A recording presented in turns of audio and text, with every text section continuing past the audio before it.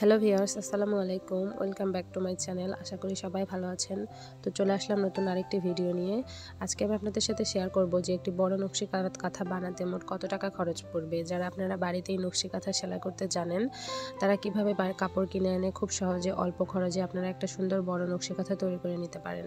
তো দেখুন, আমি এখানে একটা গোলাপি কালারের কাঁথার উপর কাঠের ডাইস দিয়ে ছাপ দিচ্ছি। তো ছাপ দেওয়ার জন্য কিভাবে রং তৈরি করে নিতে হয় বা কিভাবে ছাপ দিতে হয় আমার কিন্তু ভিডিওতে দেওয়া আছে। আপনারা চাইলে কিন্তু আমার চ্যানেলটি ভিজিট করতে পারেন।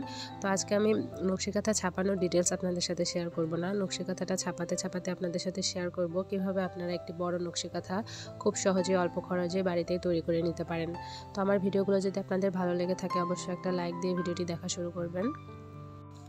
তো আর যারা ভাবছেন যে আপনারা বাড়িতেই নতুন কাপড়ের নকশি কাঁথা তৈরি করবেন, তারা ভিডিওটি না টেনে সম্পূর্ণ দেখবেন, তাহলে কিন্তু আপনারা নিজেরাই বাড়িতে খুব সুন্দর নকশি কাঁথা তৈরি করে নিতে পারবেন।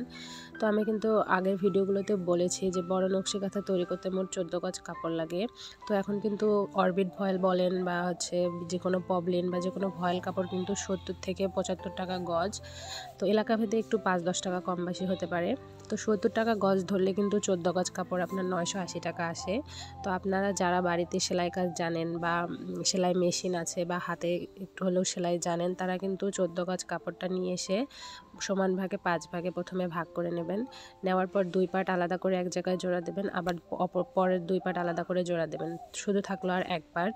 সেই 1 পার্টকে লম্বালম্বিভাবে ভাগ করে 2টার সাথে জোড়া দেবেন। তাহলে কিন্তু আমার আড়াই ভাগ করে করে 2 পাশের জন্য নতুন কাপড়ের জোড়া হয়ে গেল।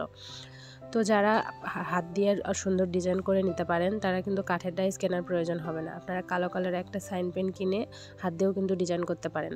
আর যারা একটু পরিশ্রম কম করতে চান বা কাঠের ডাইস কিনতে পারেন, যে না আমি করার পর পরবর্তী বা আশেপাশের কাউকেও করিয়ে দেবো, এরকম যদি চিন্তাভাবনা থাকে, তাহলে আপনারা দোকানে যেয়ে পছন্দ অনুযায়ী এই কাঠের ডাইসগুলো কিন্তু কিনে নিতে পারেন। কাঠের ডাইসগুলো আপনার থেকে 150 থেকে 200 নেবে, জায়গা ভেদে একটু কম বেশি হতে পারে। নেওয়ার পর আপনারা এর ভিতর পুরাতন কাপড় জোড়া দিয়ে কিন্তু কাঁথা তৈরি করে নিয়ে এভাবে কাঠের ডাইস দিয়ে সুন্দর করে ছাপ দিয়ে যারা সেলাই জানেন তারা কিন্তু সেলাই করে নিতে পারেন।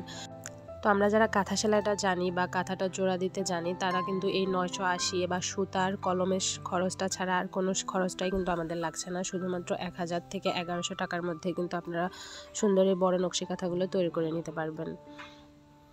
তো যারা আমরা সেলাই করতে জানি, তাদের তো প্রয়োজন নেই যে ও টাকা দিয়ে অন্য কারো কাছ থেকে সেলাই করে নেওয়া বা একটা বড় নকশি কাঁথা যদি আপনি কিনতে যান ভালো মানের, তাহলে কিন্তু 3 থেকে 4000 টাকা লাগবে। তো সেক্ষেত্রে আপনারা কিন্তু নিজেরা এভাবে বুদ্ধি খাটিয়ে সেলাই করে নিতে পারেন আপনার জন্য। আজকের মতো এখানেই বিদায় নিচ্ছি। আল্লাহ হাফেজ।